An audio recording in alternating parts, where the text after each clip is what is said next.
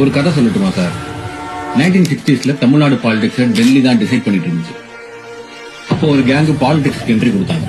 Cost, religion, oppression எல்லாத்தையும் break பண்ணிட்டு தமிழ்நாட்டு உரிமைக்காக பேசுற வெயிட்டான கேங்கு. கேங்னு இருந்தா கேங் லீடர் இருக்கணும்ல. ஓஜி ரவி அண்ணா அரசியல் பேசினா வார்த்தை புல்லட் மாதிரி இருக்கு. எதையும் நான் மதிக்க மாட்டேன். எவர் வார்த்தையும் துச்சம் என்று மதிப்பேன். ஏனென்றால் எங்களை விட்டாலே இந்த நாட்டை ஆள வேறு ஆட்கள் இல்லை. அதுல சிக்கினவங்க எல்லாம் அரசியலை விட்டே போயிட்டாங்க. தட்ஸ் தி பவர் ஆஃப் அண்ணா. இங்க யார் வேணா பாலிடிக்ஸ் பண்ணலாம். ஆனா எப்படி பாலிடிக்ஸ் பண்ணணும்னு திராவிடியன் மூவ்மெண்ட் தான் முடிவு பண்ணணும்னு வெறும் 22 மாசம் மட்டும் சிஎம் இருந்த அண்ணா சொன்னார். அண்ணா சொல்லி கொடுத்த வார்த்தை, நாம என்ன அடிமையா? நாம தான் ரூல் பண்றோம். அந்த லெகசி எப்பவும் ஸ்டாப் ஆகுது சார். தமிழ்நாட்டில் எத்தனை பொலிட்டிஷியன்ஸ் இருந்தாலும் அவங்க எல்லாருக்கும் கேங் லீடர் அண்ணா தாண்டா. வேற லெவல். பிராமின் டச் இல்லாம தமிழ்நாட்டில் இந்த எதுவுமே நகராது சார். ஞாபகம் வச்சுக்கோங்க. பிராமின் டச் இருந்தாங்க. சிந்தனையிலையோ செயல்லையோ இம்ப்ளிமெண்ட் பண்ணணும். பிராமணர்கள் இல்லாமல் இந்தியா இல்லை. புரிஞ்சுக்கணும். சரி சார், இதெல்லாம் சொல்லிட்டீங்க. அப்ப நம்மளை எவனும் அசைக்க முடியாது. யாரும் அசைக்க முடியாது. ஆனா ஒண்ணு நீ மறக்க கூடாது. என்ன? மற்ற ஜாதிகளை விட, மற்ற சமூகங்களை விட பிராமணர்களுக்கு பகவான் பொறுப்பு கூட கொடுத்திருக்கார். கடவுளுக்கு ஏன் இப்படி ஒரு ஓர வஞ்சனை? இவங்களை மட்டும் மேல வச்சுட்டு நம்மளையெல்லாம் கீழே வச்சுட்டு இந்த மாதிரி ஓர வஞ்சனை காமிக்கிற கடவுள் நமக்கு தேவையா? தேவையே இல்லை.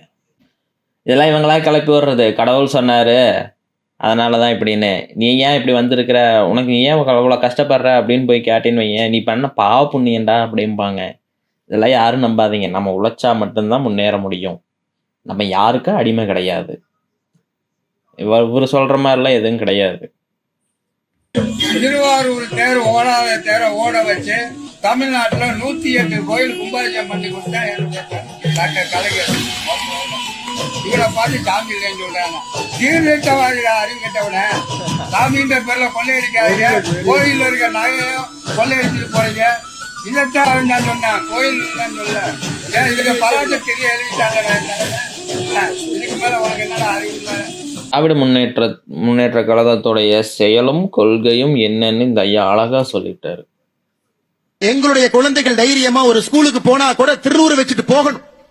எங்களுடைய குழந்தைகள் இன்னைக்கு வட தமிழ்நாட்டில் ஒரு ஸ்கூலுக்கு போனா கூட ருத்ராட்சி கொட்டையை வெளியே அணிந்து கொண்டு செல்ல வேண்டும். கல்வி நிலையங்கள்ல சயின்டிபிக் கருத்துக்கள் மட்டுமே கற்பிக்கப்படணும். அகத்தறிவுக்கு எதிரான முட்டாள்தனமான கற்பிக்கதைகளை, மூட நம்பிக்கைகளை பரப்புற இடமா பள்ளிகள், கல்விகள், பல்கலைக்கழகங்கள் ஒருபோதும் இருக்கக்கூடாது. ரெண்டா இருக்கணும். ஒன்னு சயின்டிபிக் அப்ரோச், இன்னொன்று சோசியல் ஜஸ்டிஸ். இதை கத்துத்தர இடமா தான் கல்விக்கூடம் இருக்கணும். இதுக்கு மாறான நிகழ்ச்சிகளை நடத்துகிறதோ, இதுக்கு எதிராக பேசுறவங்களுக்கு எக்ஸ்ட்ரா கூப்பிடுறதோ நடந்தா இந்த அரசோட ரியாக்ஷன் கடுமையா இருக்கும். சனாதனம் பிரிவினை உண்டாக்குது. திராவிடம் நீ வாழ்க்கையில முன்னேறதுக்கான வழியை காட்டுது. உனக்கு எது வேணுமோ அதை நீயே தேர்ந்தெடுத்துக்க. சின்ன சேனலுக்கு எதா இருந்தாலும் அது கொஞ்சம் ஆதரவு கொடுங்க.